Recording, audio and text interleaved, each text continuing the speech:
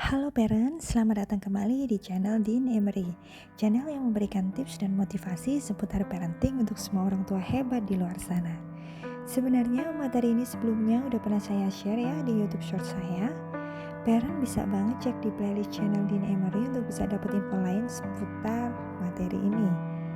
Ada beberapa judul di short saya, diantaranya tips cepat atasi anak tantrum, ajarkan anak skill menenangkan diri, ciri tantrum yang perlu dibawa ke psikolog, tahapan tantrum anak, dan tips hadapi anak laki-laki hobi tantrum. So, parents bisa kompleks dapat infonya. Kalau parents ingin tahu tentang judul-judul tadi, bisa banget cek di YouTube Short ya. Oke, hari ini kita akan membahas sesuatu yang mungkin sangat dekat dengan hati parents, apalagi kalau bukan seperti judul yang tadi udah saya sebutin untuk short saya ya. Kali ini kita akan bahas tentang tantrum anak. Siapa nih yang gak pernah menghadapinya? Pasti semua parents pernah kan?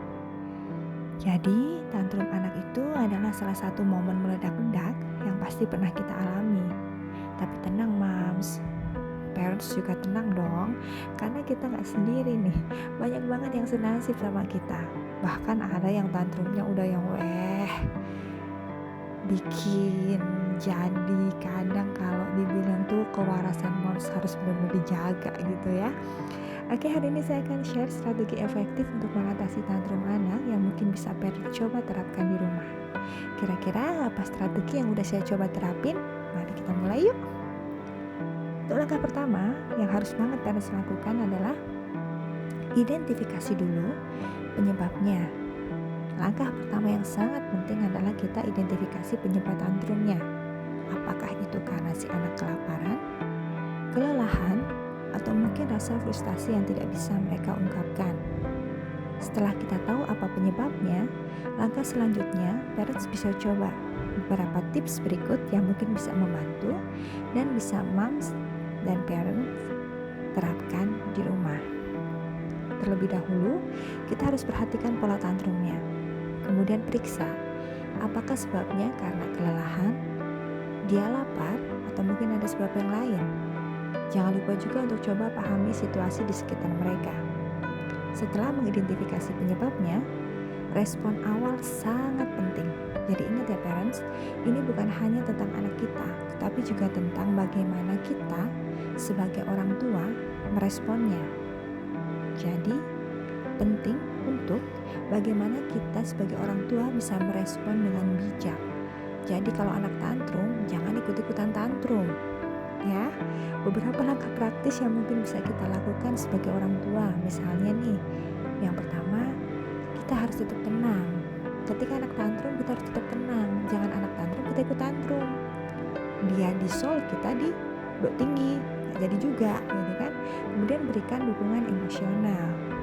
Dan yang ketiga, kita bisa berikan pilihan untuk memberi mereka kontrol terhadap pengelolaan emosi mereka. Ini adalah langkah-langkah awal yang dapat membantu meredakan suasana. Selanjutnya, mari kita bicara tentang pencegahan. Bagaimana kita bisa mencegah tantrum sebelum mereka meledak-ledak atau bahkan melempar barang. Ada juga ya, namanya pola tantrum anak tuh kan macam-macam banget ya. Dan tentunya ini bukan hal mudah, tapi kuncinya terletak pada bagaimana kita melibatkan komunikasi yang baik dan pembentukan rutinitas yang konsisten. Misalnya dengan beberapa tips kreatif yang mungkin bisa parent coba terapkan. Yang pertama, memberikan pilihan dan mengajak mereka terlibat dalam proses pengambilan keputusan. Jadi biasakan beri pilihan, kemudian ajak mereka nih untuk mengambil keputusan mereka sendiri. Ini bisa melatih kemandirian juga ya, sekaligus belajar untuk mengelola emosi mereka. Yang kedua, kita bisa menciptakan lingkungan yang mendukung perkembangan mereka tanpa tantrum yang buruk meledak itu, gitu kan? Kita bisa nih ciptakan lingkungan yang nyaman, lingkungan yang membuat dia jadi gak meledak-ledak.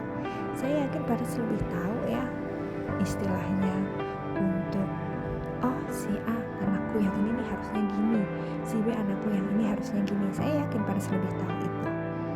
Oke parents, itulah beberapa strategi untuk mengatasi tantrum anak yang udah coba saya terapin ke anak saya. Semoga ini bermanfaat untuk parents hebat semua di luar sana. Jangan lupa like, share, komen, dan subscribe. Dan jangan lupa untuk berbagi pengalaman menarik parents dalam mengatasi tantrum anak di kolom komentar ya. Saya tunggu pengalamannya. Sampai jumpa di video berikutnya. Tetap menjadi orang tua yang luar biasa. Jadilah orang tua hebat, karena setiap anak istimewa lahir dari setiap orang tua yang hebat.